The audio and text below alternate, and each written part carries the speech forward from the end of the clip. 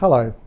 I want to speak to you a little bit about a very powerful tool that we often use in the IT-enabled innovation space. Now, it has many names, so I'll give you a couple of them so there's no great confusion. So often you'll see this called an investment logic map or a benefits logic map. And so just for the purpose of today, I've called it an investment and benefit logic mapping process so that you're not confused.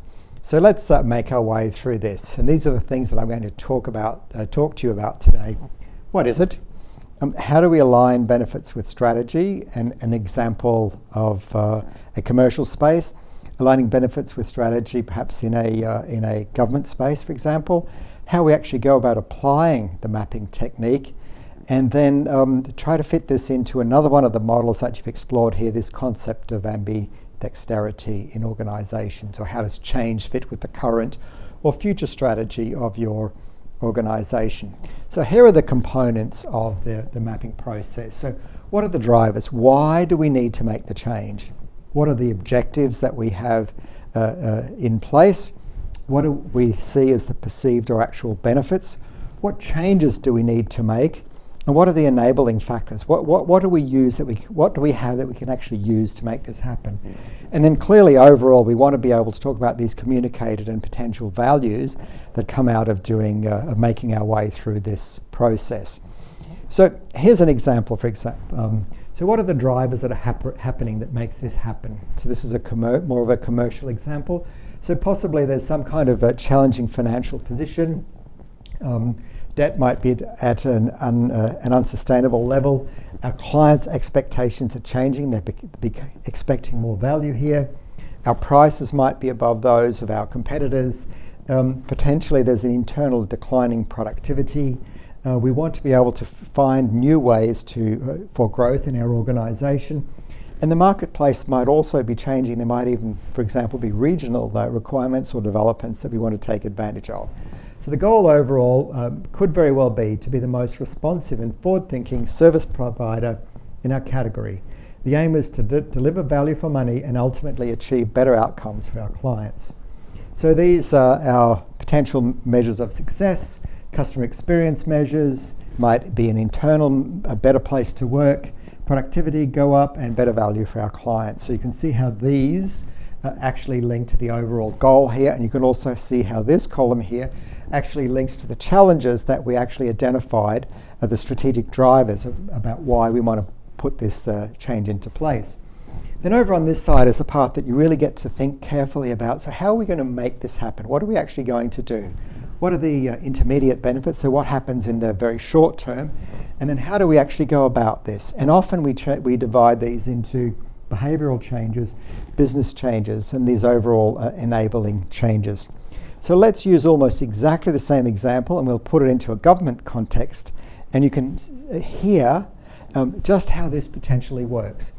So in this hypothetical example, the fiscal position of our agency or our state government, for example, there might be unsustainable debt levels. Our citizen expectations are rising. Government services are costing more than the national average. Declining productivity overall. We need to facilitate economic growth in our state. And then there might be demographic changes that are taking place, for example, population growth or regional changes, for example. So the goals then might be to be the most responsive and respected public service in the nation. The state government will be more effective, deliver better value for money, and ultimately achieve better outcomes for our citizens. So you hear the similarities here. The same tool actually works in those two different contexts. And again we go, it might be customer experience, a better place to work, higher levels of productivity, and I'm recording from Queensland, so let's say a lower cost to Queensland of this particular outcome. And the same over here on the right hand side. So you can see how it's very integrative. We can actually be very clear about a goal. We can actually see the why on this side, and we can actually see what the potential benefits and outcomes are here, and the measures of success. Now this is this is a template for an investment logic map or a benefits logic map, and we can actually see we can plot out what the actual strategic drivers are here, what the objectives are here, what the potential benefits are here, and then what the solution looks like and what we're going to use to drive this solution.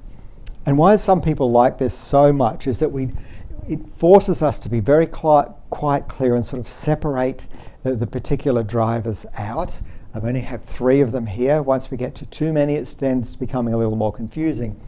And also, now I know it's sometimes arbitrary, but we also try to allocate percentage impact. So if we think of these as these 3 issues, for example, clearly percentage, it needs to add up to 100.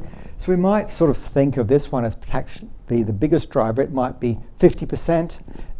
In terms of an overall impact driver, this might be 30, and clearly then this one might be 20 down here. And we can apply this same kind of percentage evaluation to each of those boxes here. Now some people say, well, that is absolutely ridiculous.